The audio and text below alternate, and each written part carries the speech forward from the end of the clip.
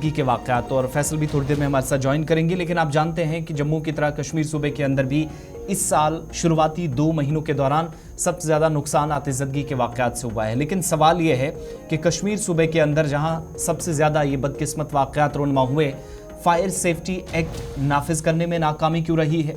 और जो बार बार कहा जाता है कि रहनुमा खतूत नाफिजुल अमल हैं या करने की तैयारी है, तो रुकावट कहाँ पर है? आप सिर्फ एक आदादोशुमार देखेंगे तो फायर सेफ्टी एक्ट जो एक तरह से इख्तियारात देता है मुतलका हुकाम को, फायर एंड इमरजेंसी डिपार्टमेंट को, जिसमें वो रहनुमा खतूत पर अमल दरामद को यकीनी बनाने का जिम्मा उठाती है।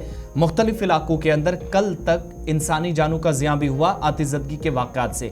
लेकिन कौन सी इमारतें, कौन से इलाकों में डिपार्टमेंट काम कर सकता है, क़ब्ल अज़ वक्त इस तरह की कार्रवाइयाँ हो सकती हैं कि इस तरह के वाक़यात से हम बच जाएँ?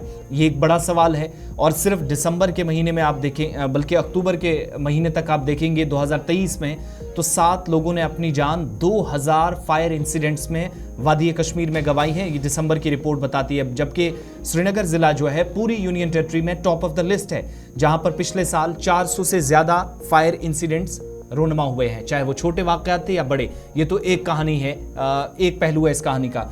दूसरी तरफ आप जाएंगे तो 7 से 8 लोगों की मौत पिछले साल, और कल के प्रोग्राम में हमने श्रीनगर से आपको खबर बताई थी, वहां पर यह सूरत हाल। तो बुनियादी मसला जो है वो कि डिपार्टमेंट कर क्या रहा है? क्या कहीं पर कोई कानूनी पेचीदगी है, कोई परेशानी है जिसकी वजह से फायर सेफ्टी एक्ट भी मौसर तरीके से नाफिज करने में कामयाबी हाथ नहीं है?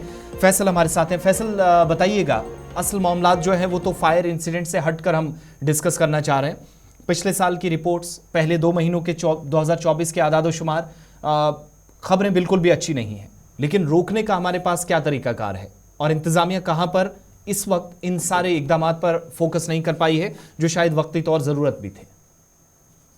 देखिए, बिल्कुल, जब हम जम्मू कश्मीर की बात करते हैं तो खासकर कश्मीर वादी की बात करें तो ये जो पूरा कश्मीर है वो कहीं ना कहीं वल्नरेबल जो है इस फायर के हवाले से देखने को मिल रहा है। तो लगातार जो फायर के इंसिडेंट्स है वो लगातार देखने को मिलते हैं। खासकर श्रीनगर की बात करें, एक तो कंजेस्टेड एरिया है, उसके साथ साथ जो लकड़ी का इस्तेमाल है, पुराने मकान है उनमें ज्यादा इस्तेमाल होता है। तो कहीं ना कहीं जब एक मकान में आग लगती है तो वो जल्द ही दूसरे मकान में फैल जाती है, और गलियां तंग है, गाड़ियां वहां पे नहीं पहुंचती है। और उसके बाद फायर टेंडर्स लगाए थे सरकार ने, तो कहीं ना कहीं उन फायर हाइड्रेंट्स है उनको पीएचई की पाइप से जो कनेक्शन किया गया, लेकिन जब आग बुझाने का टाइम आता है तो उस टाइम उन पाइपों में जो है प्रेशर नहीं आता है। तो कहीं ना कहीं कुछ मसले हैं जो बड़े इंपॉर्टेंट उस टाइम देखे जाते हैं। लेकिन अब कहीं ना कहीं ये भी मसला था कि फायर सेफ्टी एक्ट जो है, जो कि वो स्टेट में लागू नहीं है, यूपी में लागू नहीं है, जिसके जरिए फायर एंड इमरजेंसी सर्विस को एक ताकत मिलती है, एक एनफोर्समेंट पावर मिलती है, जिससे वो एनफोर्समेंट कर सकते हैं। और जिस तरीके से गवर्नमेंट बिल्डिंग का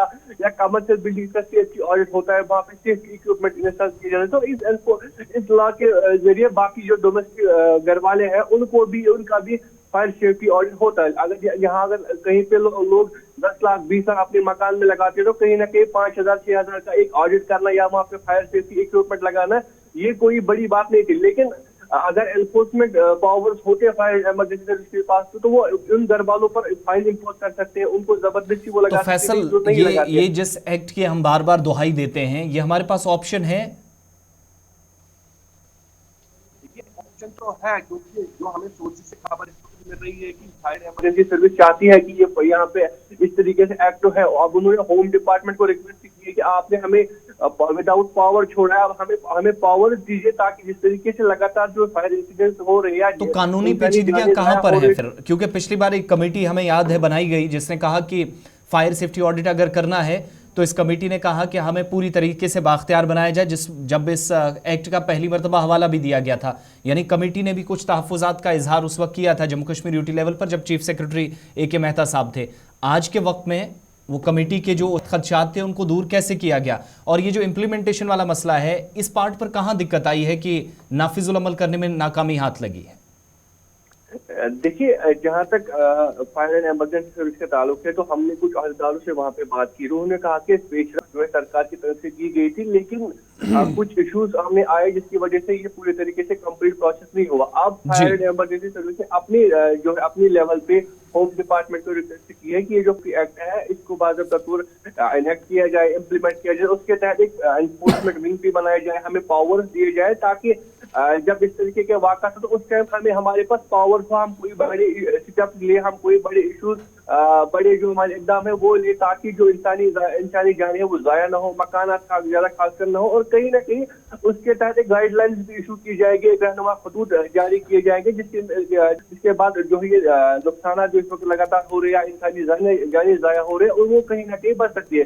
लेकिन अब देखने वाली बात होगी, जो फायर एंड इमरजेंसी सर्विस ने अब खुद होम डिपार्टमेंट के पास रिक्वेस्ट रखी है, खुद वहां पे बात की है, तो अब देखने वाली बात होगी होम डिपार्टमेंट को कैसे देखा जाएगा। लेकिन जब हम आदादोशुमार देखते हैं आज की वारदातों की, जो खासकर श्रीनगर या डाउनटाउन एरिया की वल्नरेबिलिटी को मद्देनजर रखते हुए जब हम देखते हैं, तो कहीं ना कहीं जो आने वाले दिन है इसमें मजीद इजाफा आग की वारदातों में हो सकता है, क्योंकि पुराने मकान वहां पे है, लकड़ी का इस्तेमाल ज्यादा हुआ है, और जैसे एक मकान में आग लगती है तो चलिए, बहुत शुक्रिया जी फैसल हमारे साथ ज्वाइन करने के लिए और अपडेट करने के लिए इस पूरी खबर पर। फिलहाल बढ़ते हैं जी आगे।